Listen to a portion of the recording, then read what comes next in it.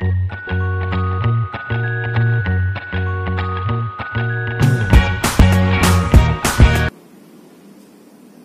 nama Tuhan. Selamat malam Bapak Ibu Saudara yang dikasih di dalam Tuhan. Bagaimana kabarnya pada malam hari ini? Semuanya baik ya? Puji nama Tuhan.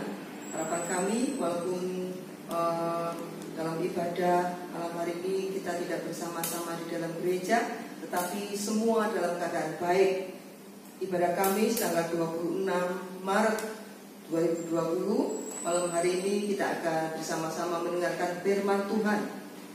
Sebelum kita mendengarkan firman Tuhan, kita akan buka di dalam doa terlebih dahulu.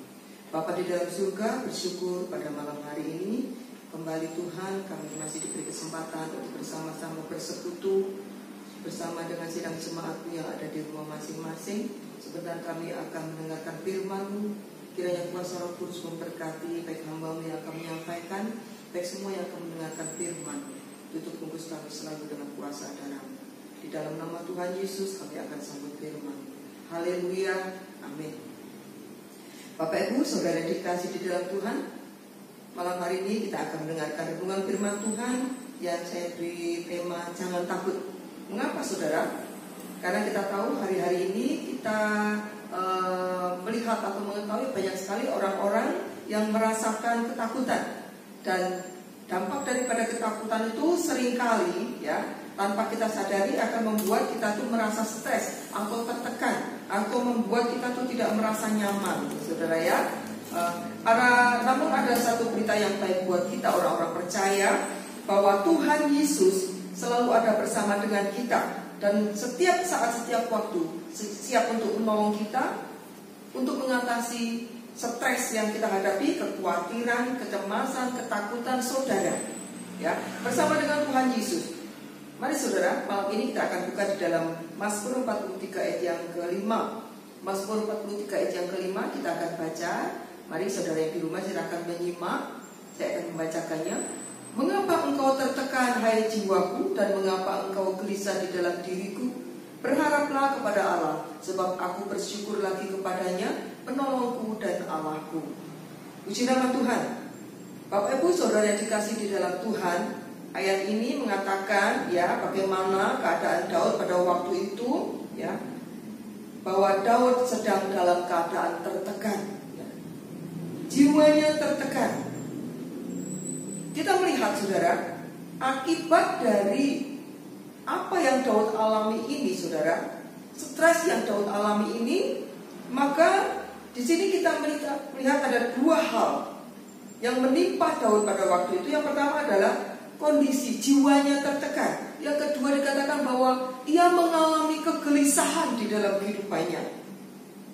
Ya, saudara tahu, ya kita semua tahu akibat dari stres yang berkelanjutan itu dampaknya itu tidak baik saudara ya. Baik dari segi rohani, baik dari segi jasmani, itu memperburuk kondisi kita ya. Kita akan semakin merasa tidak nyaman. Kita akan seringkali tubuh ini seolah-olah merasa sakit, padahal tidak ada penyakit. Karena tekanan jiwa itu tadi membuat kita itu akan mengalami penurunan ya, baik secara jasmani, secara rohani. Nah, malam hari ini kita kembali melihat bagaimana cara Daud mengatasi stresnya saudara ya. Yang pertama, Daud mempunyai komitmen ya. Daud selalu berharap pada Tuhan ya. Di dalam pasal 43 ayat yang kelima ini dikatakan berharaplah kepada Allah ya. Berharaplah kepada Allah. Daud mengingatkan kepada dirinya sendiri untuk ingat kepada Allah. Berharap itu sama dengan bersandar, berseru, menyerah kepada Allah di dalam doa ya. Kalau saudara baca di dalam Filipi 4 ayat yang ke-6, di situ dikatakan ya, Filipi 4 ayat yang ke-6, janganlah hendaknya kamu khawatir tentang apapun juga, tetapi nyatakanlah dalam segala hal keinginanmu kepada Allah dalam doa, permohonan dan ucapan syukur. Bahkan di dalam 1 Petrus 5 ayat yang ke-7 dikatakan, serahkanlah segala khawatirmu ya kepadanya. Sebab apa? Sebab Allah, sebab Ia yang senantiasa memelihara saudara dan saya, memelihara kita semua, ya. Bapak Ibu saudara dikasih di dalam Tuhan, berharap itulah yang dilakukan oleh Daud. Dia tidak mengandalkan manusia, dia tidak mengandalkan jabatannya, dia tidak mengandalkan apapun di dunia ini, tetapi dia mengandalkan Tuhan. Dia berseru, berharap kepada Tuhan melalui doa, ya. Lalu yang kedua, apa yang dilakukan Daud untuk mengatasi stresnya, ya? Daud bersyukur kepada Tuhan, mengucap syukur kepada Tuhan. 1 Tesalonika 5 ayat yang ke-18, di sini dikatakan, mengucap syukurlah dalam segala hal, sebab itulah yang dikehendaki Allah di dalam Kristus Yesus bagi kami. Mengucap syukurlah dalam segala hal, saudara. Biasanya ketika kita mengalami yang namanya masalah-masalah, ya, persoalan, beban hidup yang berat, yang membuat kita tidak nyaman, kita sulit untuk bersyukur, ya saudara, ya. Kita sulit untuk bersukacita, ya. Tetapi firman Tuhan mengajarkan kita untuk selalu mengucap syukur dalam segala hal. Baik itu ketika kita mengalami keberkatan, ya, baik itu ketika kita mengalami kesulitan, baik susah senang, baik sakit ataupun sehat. Tuhan mengajar kepada seluruh umatnya untuk selalu mengucap syukur. Nah, ini saudara, ya. Mengapa Tuhan ajarkan kita untuk selalu mengucap syukur, saudara? Karena di balik ucapan syukur itu ada satu kuasa yang luar biasa. Banyak berkat-berkat dan mujizat dari pengucapan syukur itu, saudara, ya. Ketika kita mengucap syukur, ya, kita bisa memuji Tuhan, kita bisa menyembah Tuhan, kita bersukacita. Ada sukacita ketika kita bisa mengucap syukur kepada Tuhan. Nah, sukacita inilah yang akan mengubah hidup saudara pada saat itu, ya. Saudara, benteng-benteng tembok masalah yang kita hadapi, yang saudara hadapi, ketika saudara mampu mengucap syukur, semua masalah itu akan runtuh. Saudara, kalau orang diberkati, orang sehat, orang berbahagia, mengucap syukur, itu wajar, gampang, mudah. Tetapi mengucap syukur dalam kondisi yang sakit, yang mengalami masalah, yang berbeban, yang saat ini menghadapi segala problem kehidupan yang sulit, itu sangat tidak mungkin. Tetapi ketika kita mampu melakukannya, disitulah ada kuasa mujizat yang luar biasa. Amin, saudara. Saudara ingatkan bagaimana tembok Yeriko roboh, tembok Yeriko runtuh. Siapa yang merobohkannya, saudara? Apakah dengan peperangan, dengan senjata-senjata mutakhir, atau dengan tenaga nuklir yang dahsyat? Tidak, ya. Tetapi karena puji-pujian dan sorak-sorai dari bangsa Israel. Ketika bangsa Israel memuji Tuhan, ya, bersukacita, bersorak-sorai memuji Tuhan, mengagungkan Tuhan, memuliakan Tuhan, maka pada saat itulah Tuhan berkata, Tuhan yang berperang menggantikan mereka, dan mujizat terjadi. Tembok yang tebal seperti itu, tembok yang kokoh seperti itu, runtuh, roboh ketika ada puji-pujian dan hormat dan kemuliaan bagi Tuhan.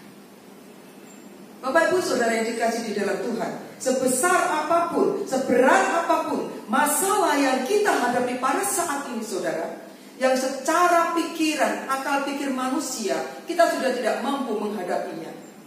Tetapi jika kita mempunyai satu kerinduan seperti yang dialami oleh Daud, ya, kita mau terus berdoa dan bersandar kepada Tuhan, ya. Kita mau belajar seperti yang dilakukan oleh Daud, berharap, berdoa, berserah, berseru kepada Tuhan, ya.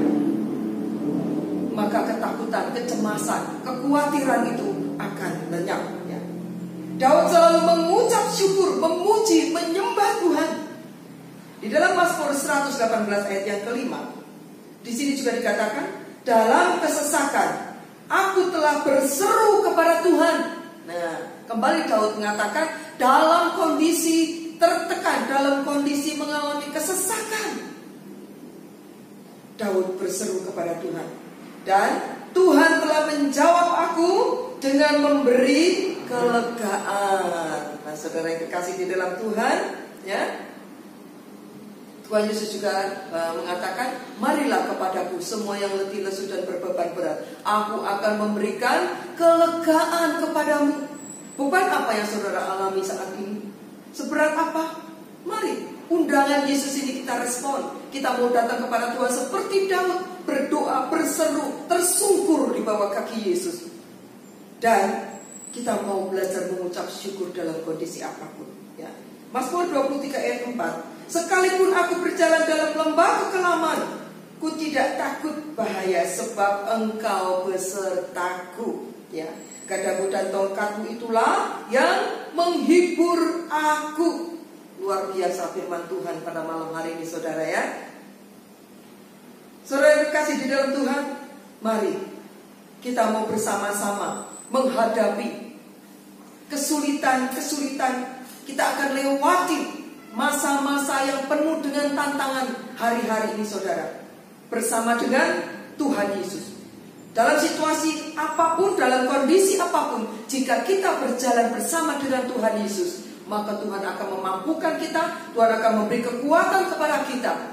Firman Tuhan mengatakan, jangan takut, aku selalu menyertai engkau, bahkan menyertai engkau sampai selama-lamanya. Puji nama Tuhan, Bapak Ibu Saudara yang dikasih di dalam Tuhan, jangan takut, ya. Tuhan Yesus selalu menyertai kita, ya. Tuhan Yesus selalu melindungi kita.